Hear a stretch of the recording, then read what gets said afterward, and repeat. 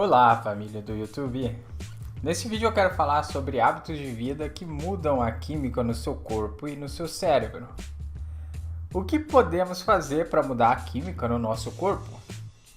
Basicamente, para mudar a química do corpo de uma pessoa, você deve mudar a sua dieta. E você pode mudar a dieta de uma pessoa com Tilenol. Isso é uma mudança. Se você der álcool para uma pessoa, você está mudando a dieta dela.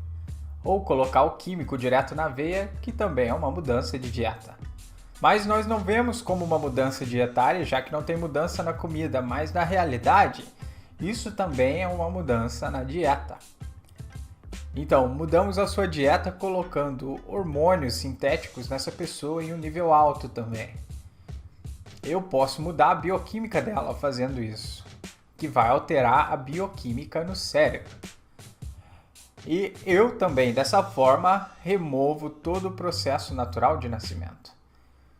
E nós estamos olhando para um processo de nascimento de hospital, por exemplo, que muitas vezes a gente não bota em conta. Nós damos esse hormônio chamado de oxitocina, que causa amnésia histórica. Ele te desconecta da sua fonte.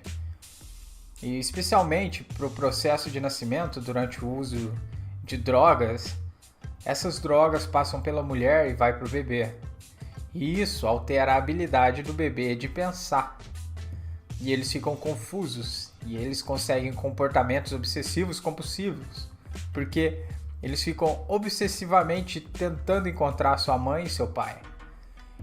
É desenvolvido esse comportamento obsessivo.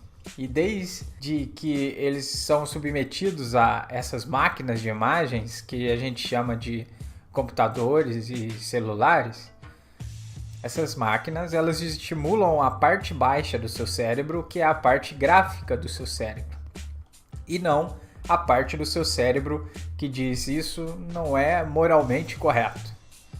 Máquinas de imagem fazem isso. É como se você levantasse peso só com a sua mão direita. Então meu braço direito vai se tornar maior que o meu braço esquerdo. Então, se eu estou constantemente usando uma máquina de imagem como um celular ou um computador, eu estou estimulando a minha parte gráfica do meu cérebro. E a parte do meu cérebro que diz que isso não é moralmente correto vai ficando menor. E nós temos um novo cérebro, isso é fisiologia. Em 1980, basicamente, o cérebro mudou completamente. E nós temos um novo cérebro que lida com imagens e não lida com moralidade ou uma arte ou com a ideia de pensamento. Então precisamos falar com esse cérebro diferentemente do que de um cérebro de 1950, por exemplo, ou de 1960. E não só isso, mudamos o cérebro de tal maneira que ele ficou viciado por esse químico feito pelas máquinas de imagens, porque a visão ela se torna um líquido para ir para o cérebro. Então nós causamos um vício por essas máquinas de imagens, chegando a um ponto de que uma pessoa não consegue se livrar dela, porque não estamos associando um químico feito para olhar para alguma coisa e um químico feito quando se ouve alguma coisa. Então nós temos uma pessoa viciada por essas máquinas. E todo esse processo vicioso vai fazê-la desconectar da sua natureza, que é uma desconexão, por exemplo, para sua mãe, uma desconexão para o seu pai, uma desconexão pela sua cultura. E eles ficam desconectados. E eles expressam essa desconexão nos seus comportamentos sexuais, por exemplo. Essa é uma pessoa que tem raiva ou fica triste quando ela se desconecta da sua dieta. Elas provavelmente comem muitos doces. Então, elas têm também uma desconexão dietária. Nós vemos essa parte visual, mas também existe uma desconexão emocional, onde a pessoa fica viciada por violência, ou algum tiroteio, ou brigas nesses jogos que se jogam pelo computador.